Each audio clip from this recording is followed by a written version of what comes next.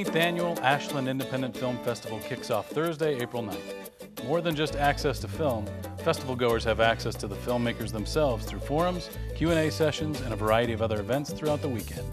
Ranked in the top 50 festivals in the country, located in the #1 small town for filmmakers according to Movie Maker magazine, the Ashland Independent Film Festival has become a destination for filmmakers and film lovers alike, and every year it seems to get bigger and better.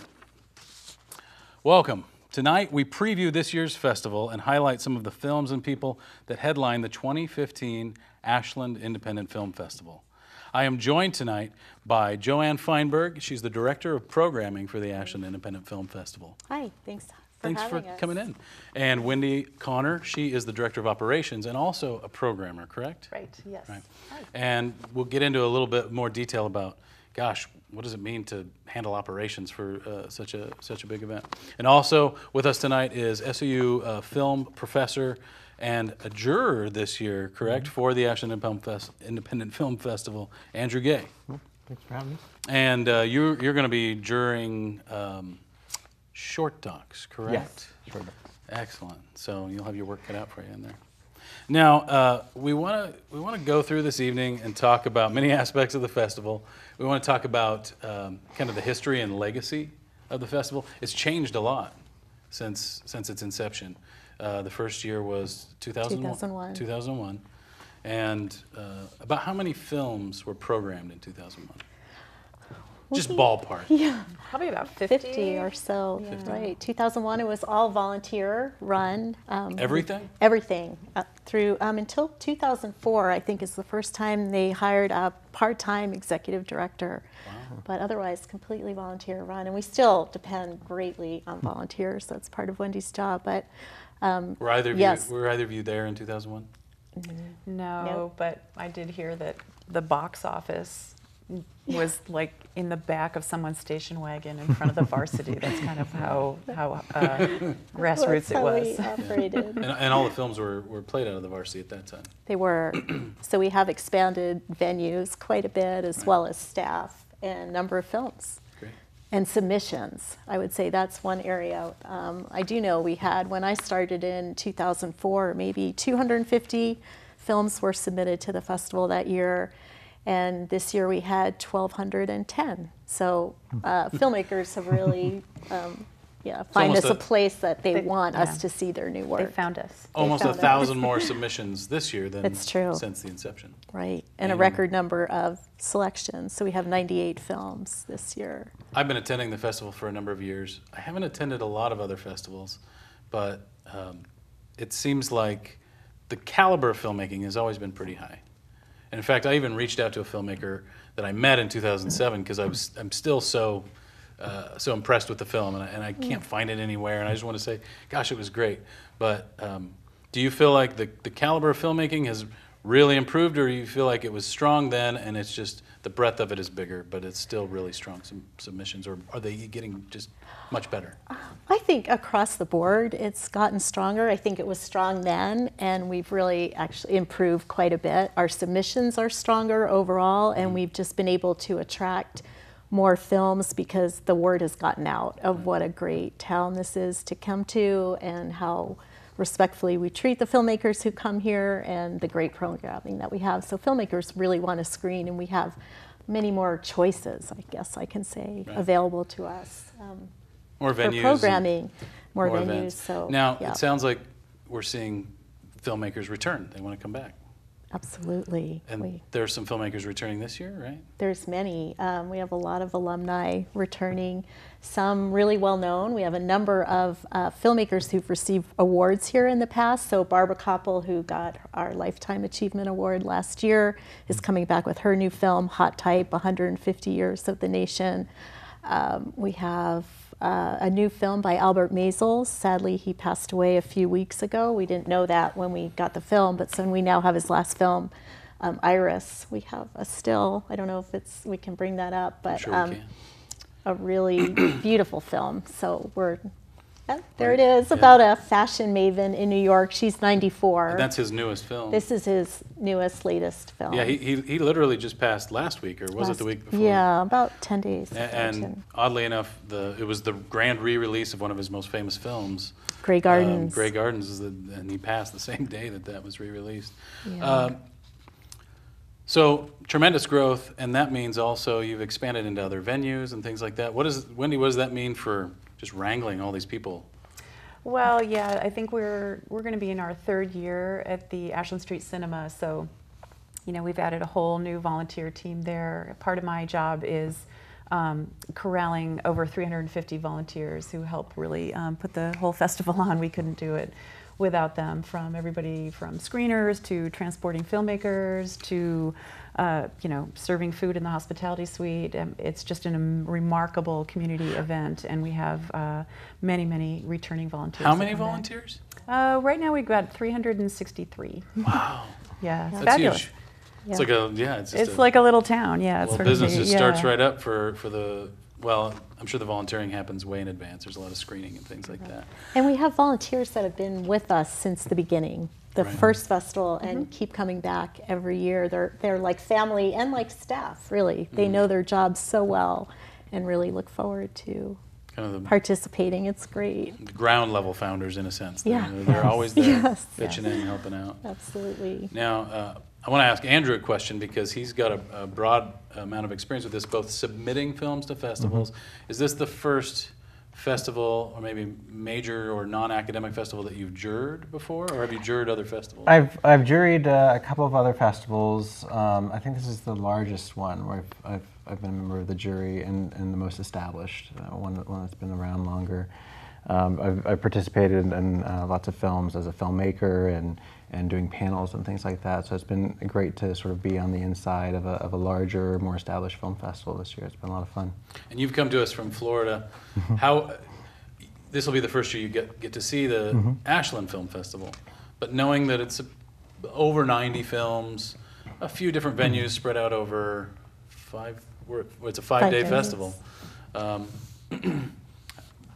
Does it seem like a fairly large for the size of the town, or what are your just initial impressions before you see the festival in action? How does it compare to your experience at other festivals? Yeah, I mean, I moved in September here from Orlando, Florida, and one of the things that really drew me to Ashland was this film festival. When I was looking about the possibility of moving my family across the country, the fact that there's this great film festival that it's centered around this town, that really drew in the community, was really fascinating to me, and something that I wanted to be a part of right away. The festival, I think, what's great about Ashland is that it is a small town. Even from Ashland Street to the Varsity it's about a mile. I mean, it's walkable. Yeah. I'm used to film festivals in Orlando where you have to get in your car and drive for 30 minutes before you can even get to the other venue, and sometimes you miss your start time, things like that. So I like that small town feel, and Ashland has so many great restaurants and cafes and things. So I think it's just a great environment to have that festival experience. To me, going to a film festival is really not about going to see a single film, but getting to go and maybe see 2 or 3 films in a row, and catching a coffee with a filmmaker between hand, or talking to people online and discussing the films that you've seen and recommending to other people and getting their recommendations. It's about that whole community experience. Right. The thing about film festivals that's great, and I think it catches people off guard, but it's also maybe a little daunting for them, is that it's generally films that you're not going to get a chance to see. And I will say this, because like the story of asking, a filmmaker that I met 8 years ago, geez, where can I find a copy of something? I think I've even bugged Joanne about something. Yeah. Where do we find the opportunity to see some of these films? And some of the films that come to these festivals, you'll never get the chance to see them again unless you know the filmmaker well. Some of them do end up on Netflix, and some of them gain wide release.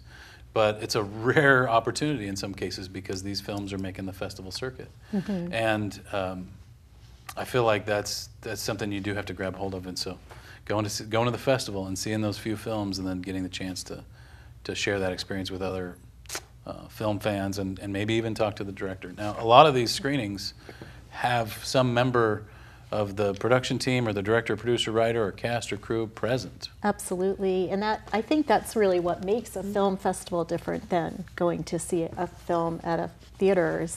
We have many of the directors here to do Q&As after the screening, and not only did they love that interaction to get to actually hear from an audience, you know, their response to the film. They've worked for years and put a lot of their resources into making the film, so to see it with an audience is really special. But our audience just loves to hear that backstory of the film and to ask questions. And we just hear all the time from our filmmakers too how great the audiences are in the Rogue Valley, that they're just so well attended and really engaged. Exactly. And, yeah, you never see people walking out. No, They're asking great questions.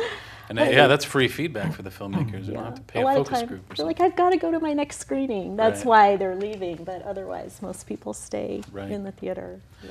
Okay, so over 1,200 submissions. Whittled it down to how many films this year? 98. 98 films. 98. And just really briefly touch on the selection process. What are the stages of selection process for the folks watching? We have a volunteer screener team, about 16 of them, who take a first pass at the screening. Each film that is submitted is respectfully screened at least twice, sometimes more. And then from there, it kind of rises through the process to a team of programmers that we have, 3 programmers who view that. And then, again, pulling up into the senior programming team, there's 3 of us who take a last look and make decisions about what we're programming. How long does that take? We start when our call for entries is September 1st, and then our notification is February 3rd, so it's a lot of hours of screening between those months. And the minute they start rolling in, you're screening films? Yes. Yeah. And each of our team, you know, our 16 screeners put in 80 hours each screening the film, so it's quite a large commitment of time. Yeah, but throughout the year too, we but a rare opportunity to see the films ahead of time. And to see a lot of really great films that don't make it in. Yeah, I mean, the numbers are we have to make a lot of tough films choices that people don't get to see, but somebody got to see them. Someone got to. Well, now the people watching get to see samples of some of the films. Right. This is the part that probably all the viewers are waiting for, is I want to see some of these clips. So we're going to take a look at some clips and trailers today, and anybody here on set that wants to comment or something when we come back is totally welcome to. You two have probably seen a good number of these in their entirety. We've seen them all. You've seen all of them in their entirety? Okay. So no surprises for you. Andrew and I haven't seen them. We only get to see the clips and the trailers. Right. But for the folks at home, we're gonna preview some of these films for you tonight. And a couple ones we want to mention that we don't have clips for, but we do want to mention one of the bigger documentaries that is coming is Brand, A Second Coming, which is a documentary about Russell Brand, the actor and activist. If you don't know who Russell Brand is, I'm sure you can catch one of his stand-up shows on Netflix or something like that. A wild card, very counterculture, narcissistic and self-deprecatingly so. Yeah. But he's a character, and love him or hate him, he's fascinating to watch sometimes. Incredible, and he's gone through a transformation, really. He was a drug addict and very much into the Hollywood fame scene. He was married to Katy Perry. Yeah, he's a rock star. He's a rock star. I fancy myself a rock star. Yeah. He's changed dramatically. He's really now representing the people and involved in very populist movements and very politically driven. So it's a great story. Andi Timoner, who received our Rogue Award 2 years ago. She's an award-winning filmmaker, and she's the director. And she'll be back in town with the film, so we're really excited about that. Sounds right up her alley. Yes, a portrait of someone, hours and hours of footage over many years of shooting. We Live in Public. We Live in Public, that's what it was, yeah. Exactly. That was a fascinating. Also Dig, where she did a very long-term study of a rock and roll band. Right. So big life's out, of life-size characters. And, great. And we mentioned it briefly earlier, but the late Albert Maysles' film that you're bringing in is Iris. Iris, right. Anything you'd like to comment on about that? It's just, Wendy, would you like to, well, it's a beautiful film in his style. He just has such an amazing way of connecting with his subjects, and this subject is fascinating. I think I mentioned before, she's 94 years old. Her husband's in the film, he's 100. They both are just incredibly vibrant, and she's in fashion and design and architecture, and has amazing outfits that she displays for the camera. She's constantly putting on new costumes, but it's a really beautiful film. And Albert's in there a little bit as a character as well. That's neat. So. Timely, sad, but timely, and he lived a long, full life and made so many great films. That's a good thing. Yes. For people to be able to appreciate it at the festival. Absolutely. Now, the first clip we are going to be able to show you is for a film that we're going to actually have the person, the subject that's at the center of this film is actually going to be at the festival. Yes, he is. Greg Louganis, the 4-time gold medal Olympic champion, is the subject of a new documentary called Back on Board, Greg Louganis. It was directed by Cheryl Furjanic, who's a really wonderful filmmaker. This is her latest effort, and we are thrilled to be able to bring him to Ashland. He'll be here for the Q&A after the screening, and we can show the clip and talk a little bit about it. Let's take a look at Back on Board.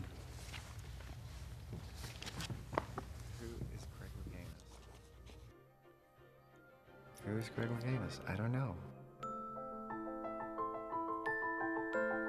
He has perfect form in one of the most demanding individual events in the world of sport, diving. His name is Greg Louganis. Nothing short of a gold medal is expected of the person considered the best. They really don't come any better than Greg Louganis. Good evening from Seoul. Last night, high drama on the high board. It's a picture that will be replayed slowly through sports history. A 28-year-old champion lacerated the back of his head and returned to the board. His next dive was almost flawless.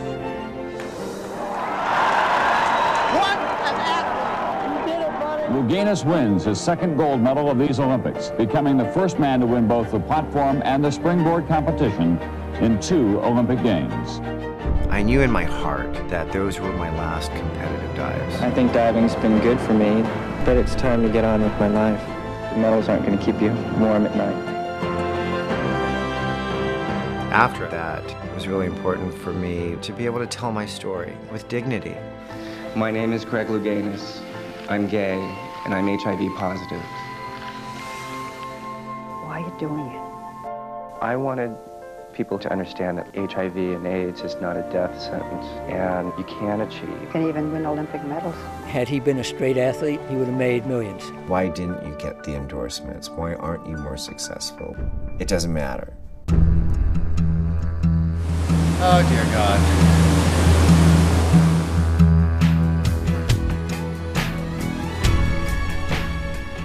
You live the consequences of decisions that you make. I've been absent from diving and out of the bright spotlight for 20 years. Now 51-year-old Greg Louganis, leading by example, is here as part of USA Diving's Athlete Mentor Program. Having him here as a role model and a mentor is invaluable.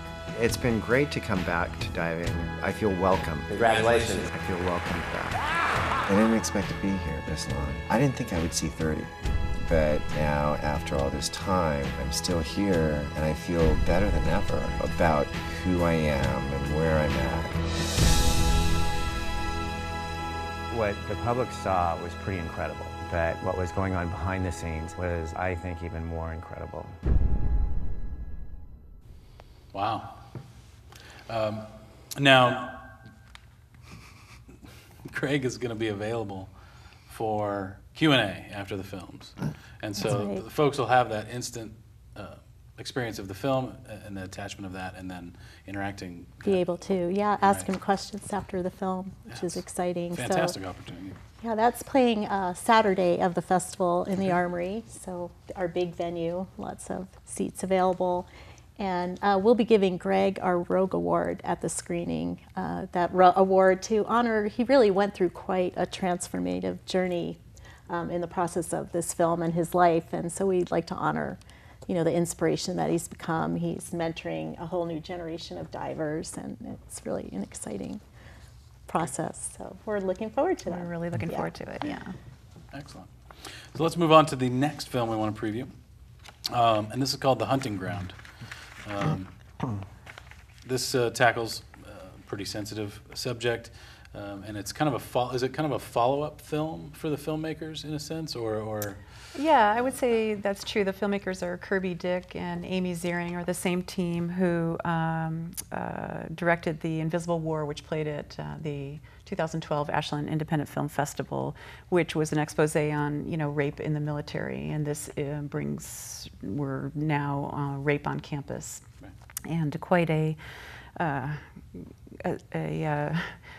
don't even know, just a powerful documentary, very compelling, following a couple of victims who decided to advocate for their education and for their freedom to be on campus and not be a victim. And so they just kind of sort of this groundswell movement and challenging Title IX. And, you know, we feel like in particular this topic is very relevant, particularly to SOU, who has a groundbreaking program, a nationally known program that working with the Ashland Police Department with the You Have Choices program, and we're very much looking forward to screening this and we're at the following the screening with a panel of people from SOU and experts, educators, and activists in the local community will be there afterwards to talk with the audience about the subject of the film.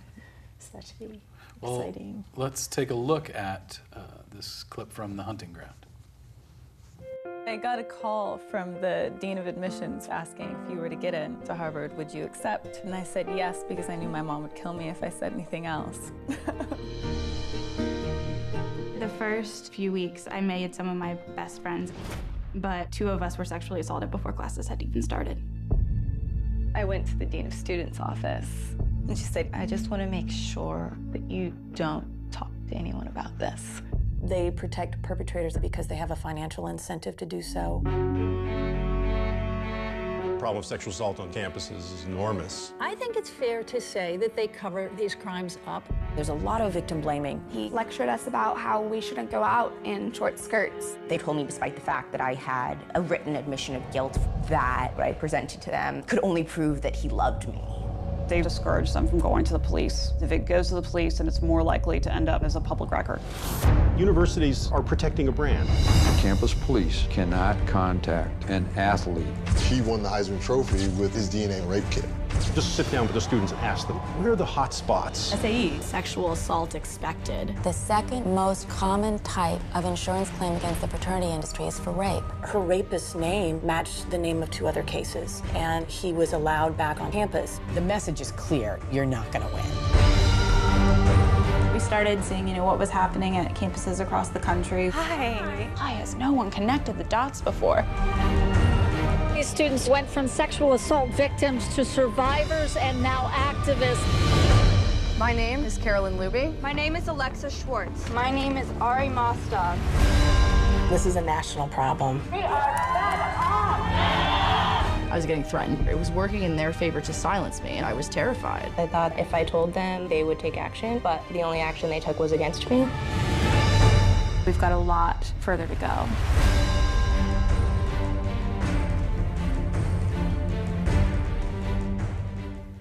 Wow, heady stuff, and looks maybe even more intense than The Invisible War. Yeah, and like I mentioned to you guys, it's like, oh look, SAE. I had to say it just because I'm frustrated with them, but this is the type of thing you see at film festivals. Theater chains are not going to get 1,000 screens covering socially conscious documentary films, films that shed light on institutional problems, cultural problems, but film festivals have the opportunity to confront those, that the filmmakers put that out there. Absolutely. Yeah, we feel very fortunate to have it playing at our festival. It's going to do a limited run of some showings on campuses, but we are on the front end of that, so we're really, it's very powerful film. I encourage everyone to go. Yeah. Good. Let's move on to the next film. This one is called 3.5 Minutes. Again, really timely subject matter. Yes. Unfortunately speaking. Right. But let's face the facts. With the unrest, police shootings, protests, strife in less privileged communities and African American communities, this film confronts that. It does. With just yet another tragic story. Yeah, I mean, I'm not sure of the year this happened, but I'm sure most people will be familiar with the story of 4 unarmed middle-class African American teenagers who were pulled into a gas station in Florida and was kind of bumping their music a little loud, and to the disturbance of a white man who was angered next door in his car, and a murder. 3.5 minutes later, one of the young men was killed. So this is a very intimate observation with the parents, the other victims, and just the trial, which shows very details of the trial. Do you recall when that story came? Yeah. This was a big In topic Florida. of conversation in Florida at the time. I mean, this has also happened close in time to the Trayvon Martin shooting. Right. So it was hitting very close to home for a lot of Floridians, and you know, I'd lived in an area where this kind of thing was happening. The Trayvon Martin shooting happened 30 minutes away from where I lived. And I had a lot of African American students at that time who were, you know, feeling afraid to go out into their community. They were afraid to leave campus. So I think this is a really important film, and I'm really glad it's being brought here. Let's get a preview. We have a clip. Let's get take a look at the clip of 3.5 minutes.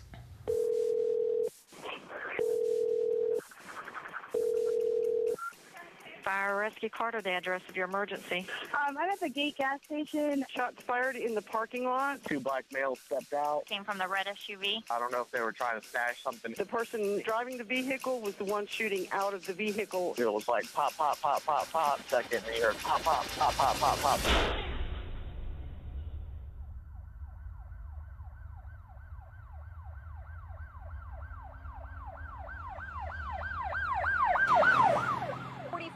Michael Dunn. He's being charged with shooting and killing 17-year-old Jordan Davis. The confrontation began over loud music. Was there music playing in the car? Yes. What type of music? Rap. Did the defendant say anything about the music? I hate that thug music. Thug is the new N-word. He's just seen 4 black kids. I'm not racist. They're racist.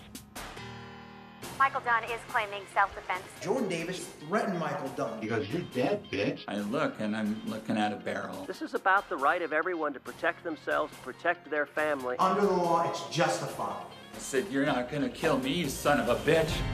There's no weapons in that car. Could have been just a stick. Could it have been your imagination? It's certain. Well, no. I mean, anything's possible, I guess. Maybe they didn't have a gun, but he thought they had a gun. They think it's a gun when it's in the hands of a young African American. Trayvon Martin's father texts me, "I just want to welcome you to a club that none of us want to be in." It's going to be open season. Open you can season say later on, that maybe on you did who? have it. It's time to pick up where Dr. King left off. I've never covered a trial with this much international attention. This was a 21st century lynching. Was he all right to kill my son? What happened to Jordan? What happened to Jordan?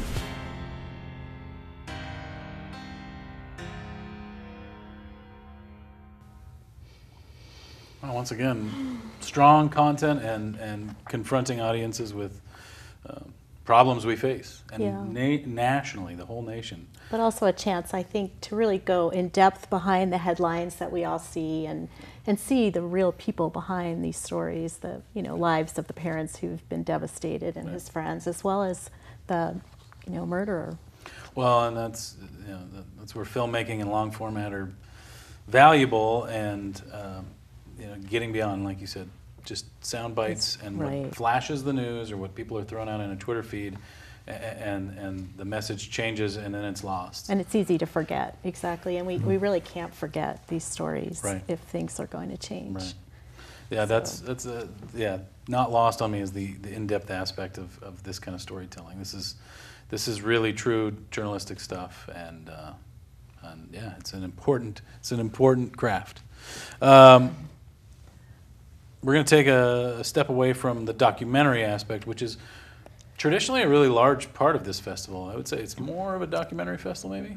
We do lean more towards documentaries. We've just found our audience really loves to have those stories here, and they're harder to find otherwise. So it's not necessarily consistent of all festivals, you know. It's kind of a mishmash. Some really specialize in comedy or horror or features, but I mean, is there a comparable festival that you can think of, Andrew, that's very kind of socially conscious, documentary based, or at least favored in that regard? I mean, there are, but I think that this is definitely a festival that has a strong selection of documentary. I mean, there weren't any in Florida that had as many good documentaries as this one has. So that was one, you know, I just booked I reserved all my tickets, and I'm blocked through in documentaries. It's great. Well, there are strictly documentary festivals. There are, that do but a great it job, feels like kind of one of the calling cards of Ashland's Film Festival. And we love the mix. I mean, it's wonderful to have short narrative films. We get to know a lot of emerging filmmakers that way and get to know their work, and to mix it up with features. You know, a lot of feature filmmakers are attacking very serious subjects as well, but in a different way, and sometimes the conversations really blend together. So well, I feel like a good festival is kind of comprehensive and global, so it's not just focused in on one category per se, but it's definitely a strength of the Ashland Film Festival. But yeah, you can see animated and kids shows and the local stuff, and everybody loves all that.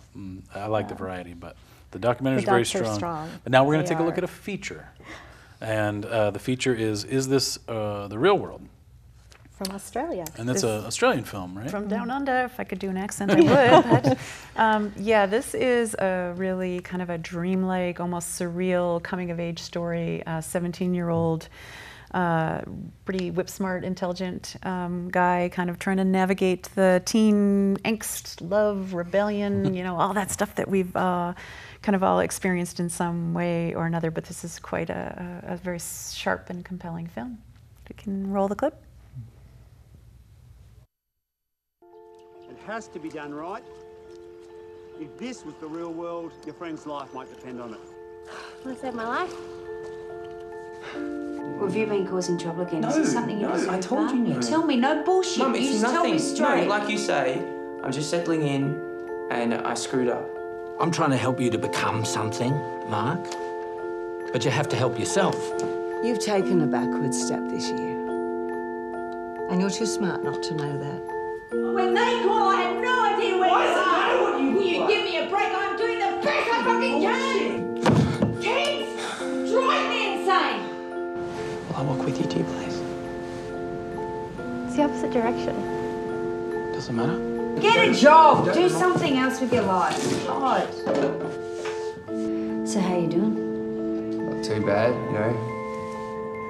Sort of.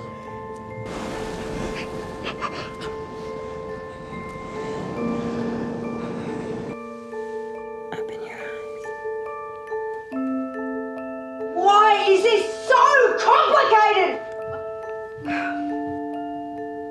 It's life. Just life.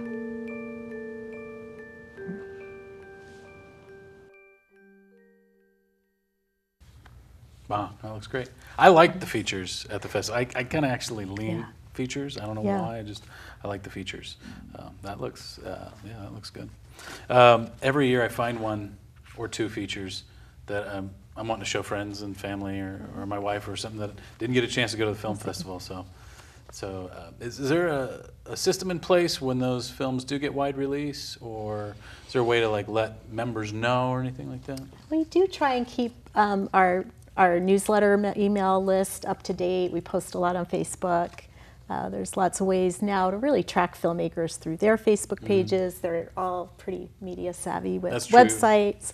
So it's gotten better. As a member or viewer, put the onus on yourself. Follow them on Twitter or follow their Facebook page. Right. And we do have our monthly film series that we run throughout the year, and often bring back films that we've shown at the festival before to just kind of have a second showing. So those are always really popular too. We actually are going. We're partnering with Feinberg, which is a website that focuses mostly on independent film. So a viewing site, and we'll be having, like there's an Ashland Independent Film Festival page that you can go to and specifically look for films that have played here in the past and from this festival. So some of these films will be up there after.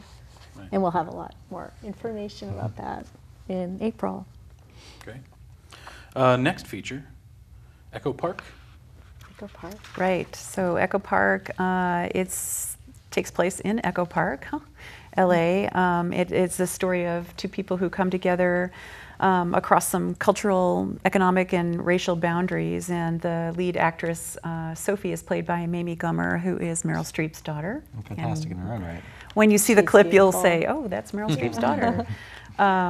So she's kind of leaving her quote-unquote perfect Beverly Hills life and looking to sort of find herself, gain some perspective, and moves to Echo Park and enters some unlikely relationship. All right. Territory. Let's take a look at Echo Park.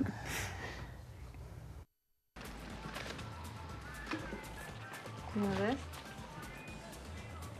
No, never heard of that.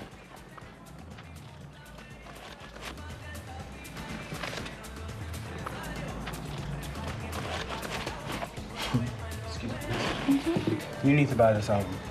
I do. Yes, it's about the human sexual response. God, you're beautiful. I'm Theo. Sophie? Hi, Sophie. Hi. Welcome. Thank you. To my place. You own this place? I do. Oh. Are you from the neighborhood? I just moved. Just very recently. Like Yeah. this morning? Actually, yeah, about 5 minutes ago. Oh, hi. Alex, this is Theo. Uh-huh. He owns this place. I know. Yeah, he knows. Right. Apparently a very friendly neighborhood. Oh, no. He used to work here. Oh. Yeah. Really? Yeah. You used to work here? I did. And you're always welcome to come back, buddy. Thank you so much. I You're appreciate very it. welcome. How do you know this loser? He's my boyfriend. Stop it.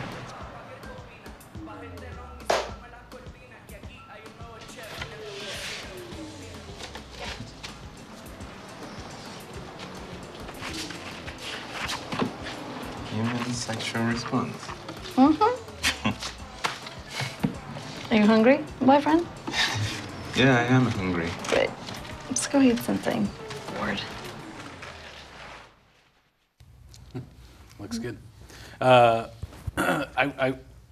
mentioned I was seeing Meryl Streep's mannerisms in the actress there. That's pretty funny. Yeah. It's kind of like the Colin Hanks, Tom Hanks thing. Yeah. Right. But you're familiar with the actress's work. Yeah, and you know, she's done a lot of work on television, and she's a really funny actress. I mean, she's very good. You know, totally different approach than Meryl Streep, but she's carved out sort of her own persona. She's good. On her own voice. And her own name. Yeah. Yeah, Yeah, so that's she's interesting. not banking on Right. that, so some people don't know, which is good. Yeah, I'm looking forward to seeing more of her work. I haven't seen her in small independent films yet, so we're looking forward to following her. Now, in case we forget, if any of the filmmakers or cast are maybe going to be here for a Q&A for anything we preview, remind me. So Oh, okay, yeah, we will have the director of this film will be in Excellent. town. Yeah, good. almost everything we've shown so far will have someone Writer, director. from cast. Yeah, sometimes an actress, Right. maybe not in this case, but an actor or actress, yeah.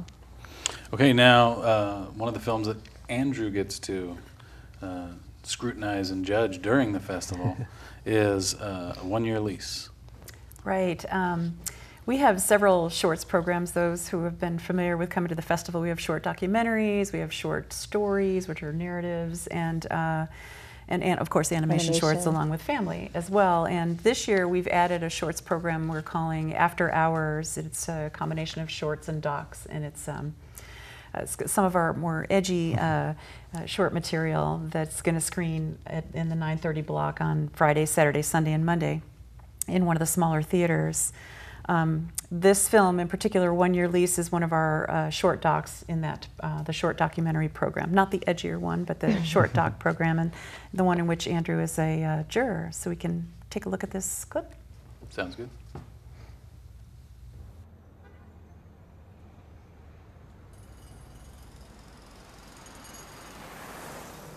Hello, Brian. This is Rita, your new landlord. We just signed the leases together. I would like to make a suggestion.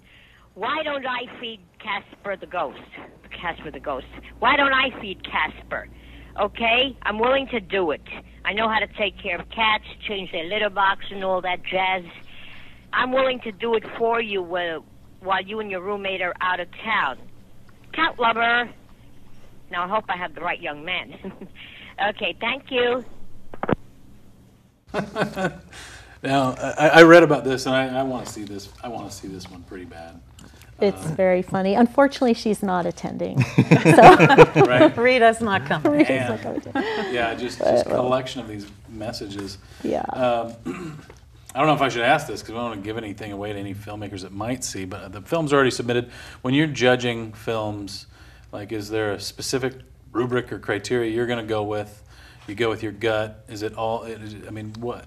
That's a give us challenging some. question. Give us some. Yeah. You gotta give us some kind of insight, You some kind know, of secret on how you're going to approach Yeah, the judging process. I don't know how much of the process is trade secret here, but you know, it was really challenging to judge these films. The short documentaries were all incredibly strong.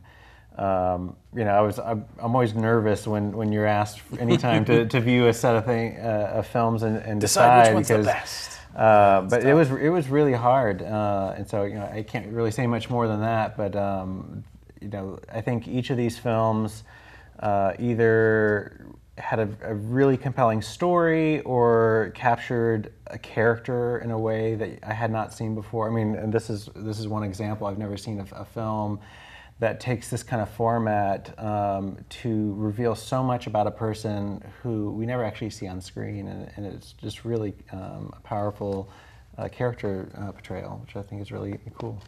And I think it looks hilarious. You know, it is. It's so now, don't give anything away, but have the decisions been made on the films? The juried awards. On the juried awards? Are they made we're in ahead the of time? process. Okay. Yes, they are made ahead of time.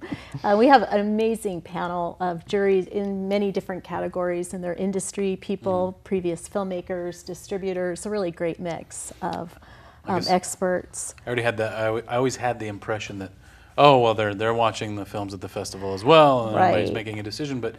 And that does happen at some of the bigger festivals. We're not really able to logistically make that happen. Maybe someday in the future. Well, and I guess the benefit here might be that there's ample time given to make a really qualified decision. You can watch them numerous times, which some of our jurors do. And we do have a conference call for every category, and they have a chance to discuss it with the other jurors and come to a decision. So, and there's always that element of live, fresh experience at the festival where there's audience awards for all these categories as well. So. And those mean a lot to the filmmakers as well. Both types of awards are really important to them. Right. Yeah. Again, a lot of different categories in the festival, and I like to take my kids, the family features and shorts, and we've got a feature that we're going to look at next. And who wants to describe this one to us? A few words about that. I think in the same way that we really like to bring different kinds of films than you would normally see throughout the year at your multiplex, we like to do the same for families and kids. So this film, Song of the Sea, is from Ireland, and it's just not only a beautiful story, but the visual style is very unusual, not the kind of animation you see all the time. So it's hand-drawn and really lovely, so we can take a look. This is an ancient shell that my mother gave me a long time ago. Hold it to your ear and listen carefully. You will hear the song of the sea. Mom? I'm so sorry. Say hello to Saoirse.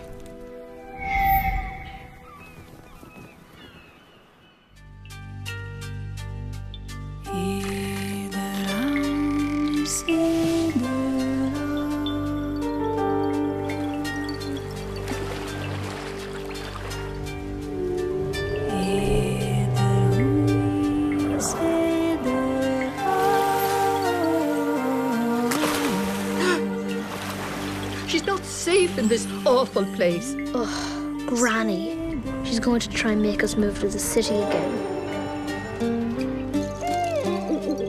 At last! We found her! Saoirse! Run! Those stories that Mum told me, they're all true. Are you really a Selkie?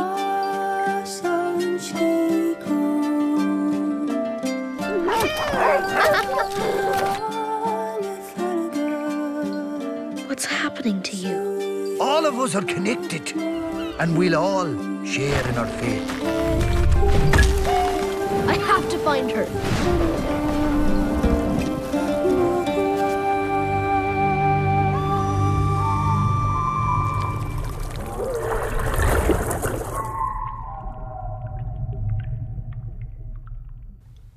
Oh, that looks so good. Should we do a double date, Brandon? Yeah, Our daughters. We're going to take the girls to that one for sure. We do like to say for all children of all ages. Oh yeah, so absolutely. You guys.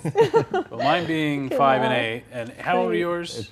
It's going to be 3 and 5 soon. I think they can do that. Yeah. That looks great. I liked very The Secret of lovely. the Kells. Now, that was the filmmakers' First film. first film and foray into that.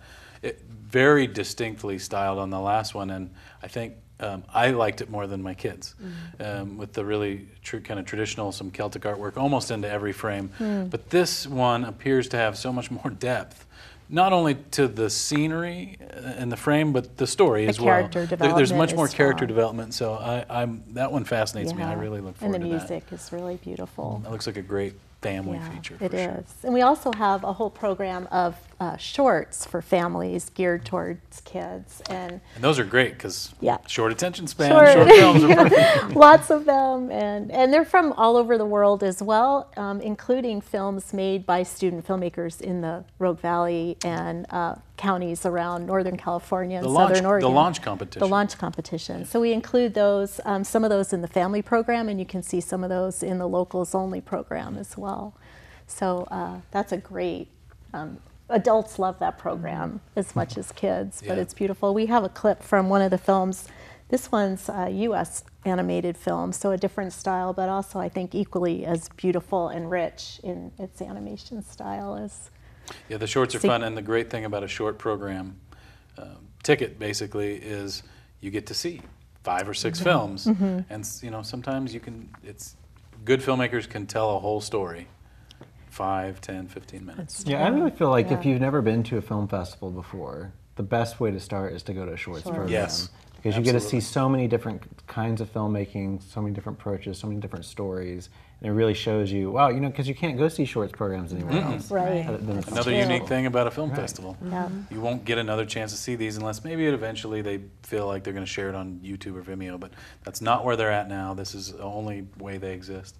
And if one doesn't resonate with you, there's maybe 4 or 5 more. Yeah, just a few more minutes, the good one's going to right. That one's not for me. And you said the shorts also have many of the filmmakers coming and do Q&As as well. So every program that we have, pretty much, I think there might be one, but have filmmakers in attendance, so you get a chance to interact with them. And I think I said as well, it's just a really great way to discover new talent in filmmaking, because that's a way to start.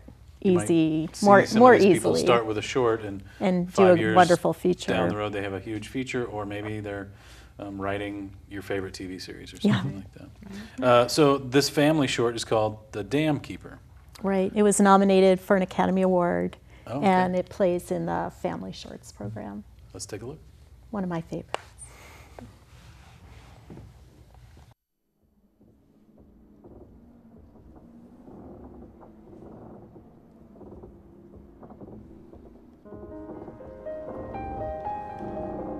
Few had ever been on the other side of the dam and seen the cloud.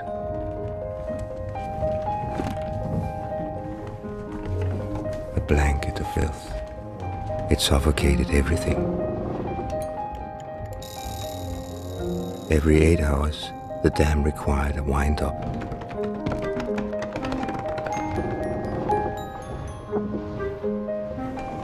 Forgetting this chore would be deadly.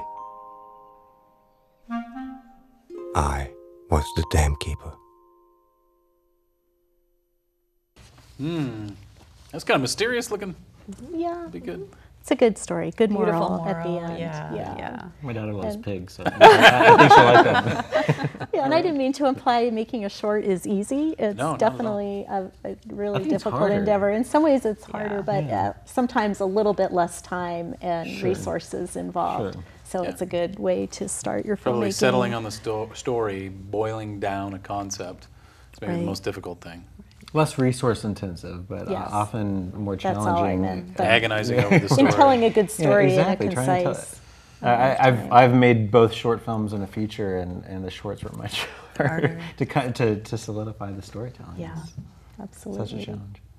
Trying to wedge it into that short time slot. This is the next one we're going to talk about is a feature length documentary, totally family friendly. I would say, right? Am I accurate in that?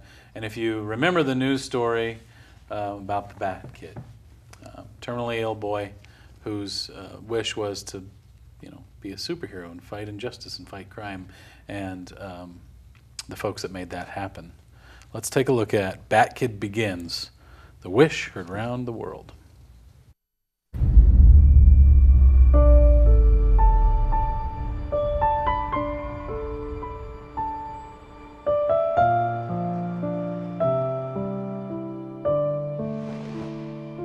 He's always liked all superheroes, but he always comes back to Batman because it was his first, like first love. Natalie called me and just absolutely in hysterics, just screamed, crying, and said Miles has leukemia. He was diagnosed in April, and that's when we start really getting busy planting. The whole town came together, and all other farmers chipped in.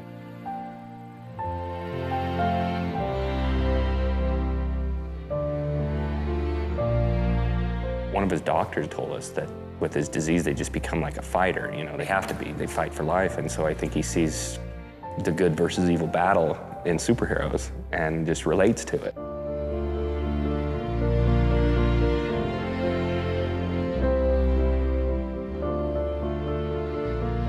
We waited until the end of treatment. He was almost finished to make his wish.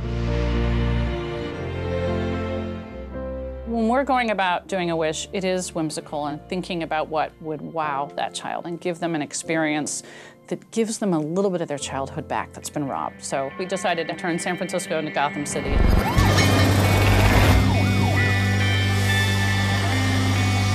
The city is expecting thousands of people to participate.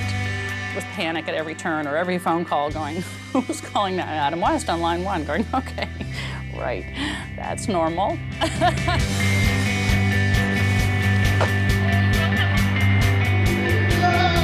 The scale of this production is unbelievable. It's remarkable. The adventure has become an internet craze, and the tweets are nonstop. What did we get ourselves into? I'm like, okay, well, he needs a car seat because there's a lot of cops around.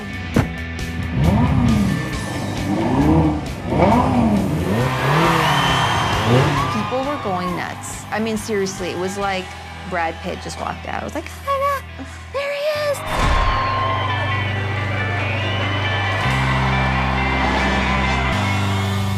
He gave everybody license to just be a little absurd, a little ridiculous, and live their little dreams for a little bit.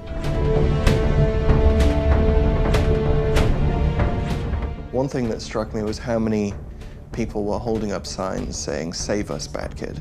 And I looked at those signs and I thought, you mean that literally?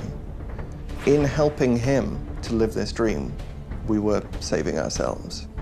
We wonder why we're not happy a lot of the time, and it's because we forget this sort of thing. But here was an event that forced us to remember.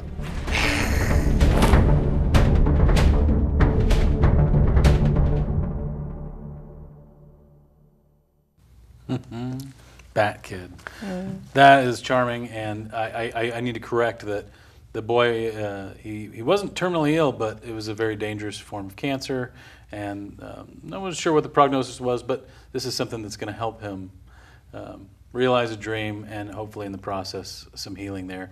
And it sounds like he's improving and things are getting better. So he's doing well now. And also, by the sound of it, maybe it was even more good for the city, even so, than for him.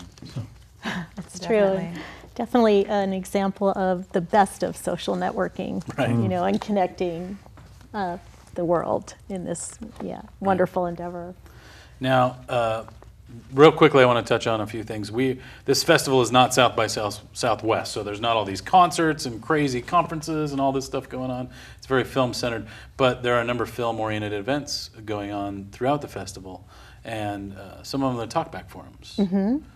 We have 3 talkback panels on Friday, Saturday, and Sunday morning of the festival.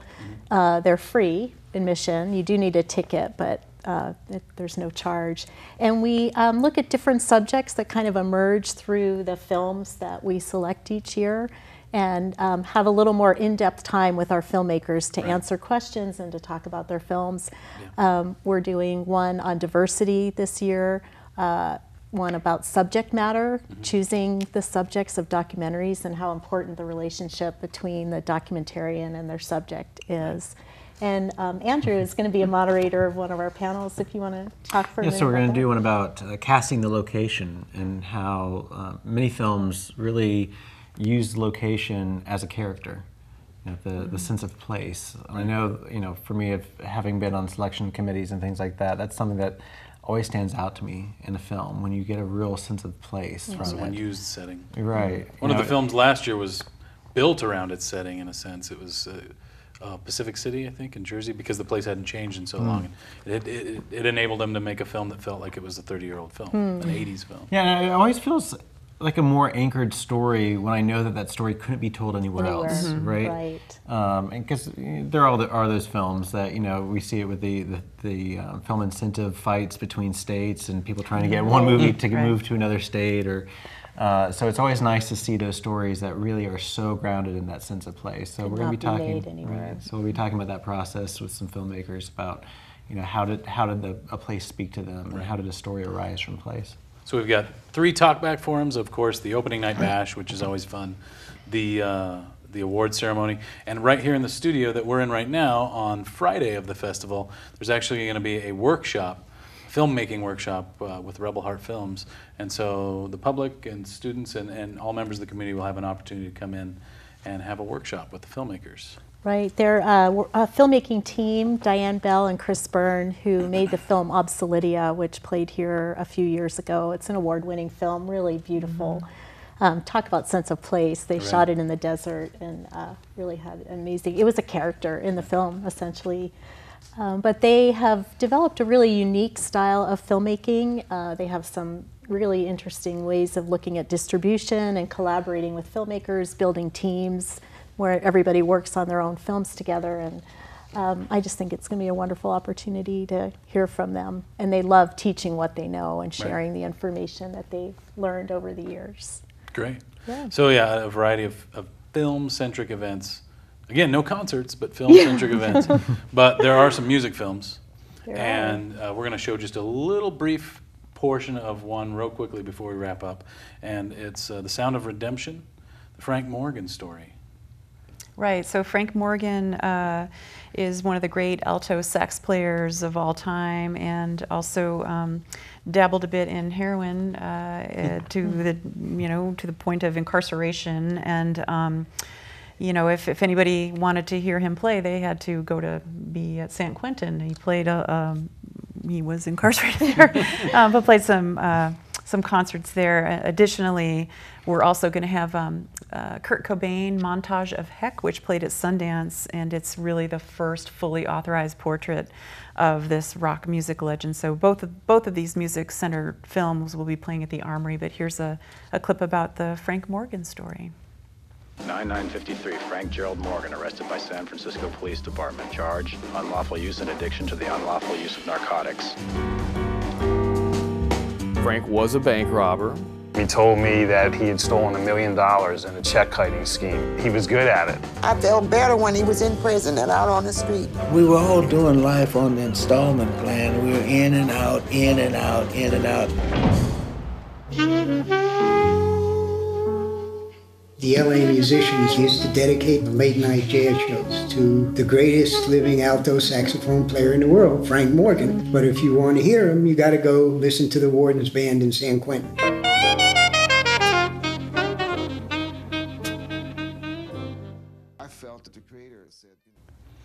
Looks good, and I do love a good music documentary. Yes.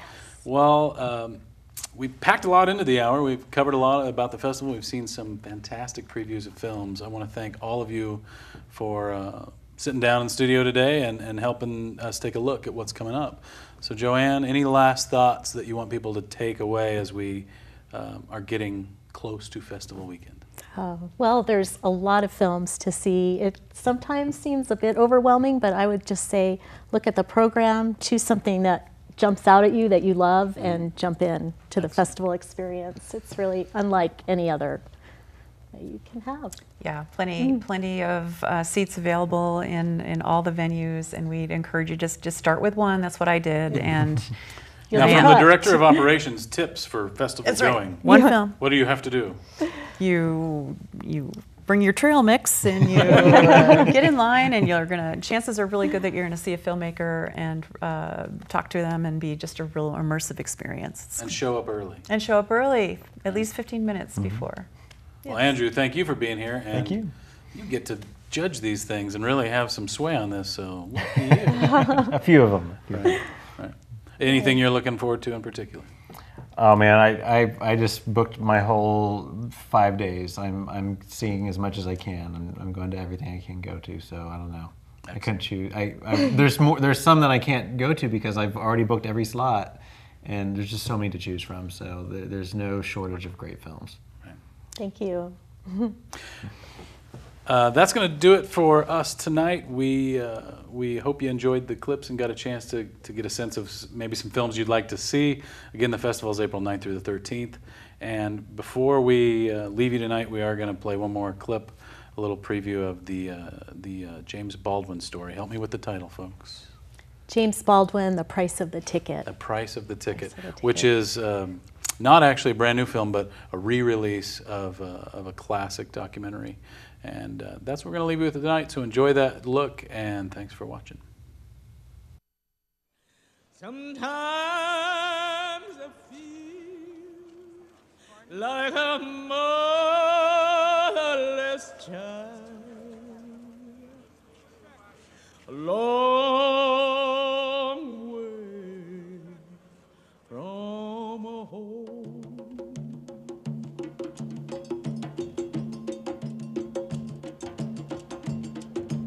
But Jimmy wrote, he produced, he spoke, he sang, for Jimmy was God's black revolutionary mouth. A boy last week, he was 16, told me on television. We don't even have a country. I know that. Do we have a country? You have no flag, brother. He said, I got no country, I've got no flag. Now, he's only 16 years old. And I couldn't say you do.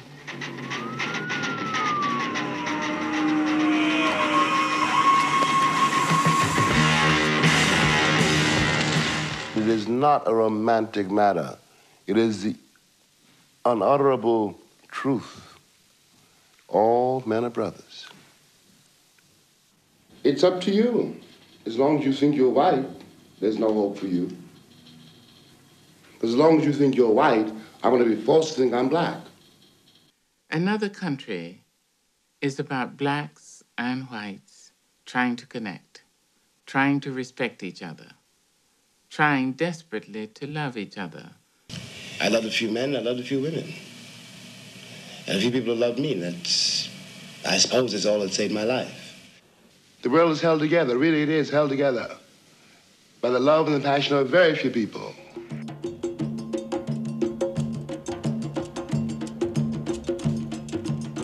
And I really do believe that we can all become better than we are. Something very important may happen in the world. I believe that. I can't tell my nephew, my niece, you can't tell the children. There's no hope.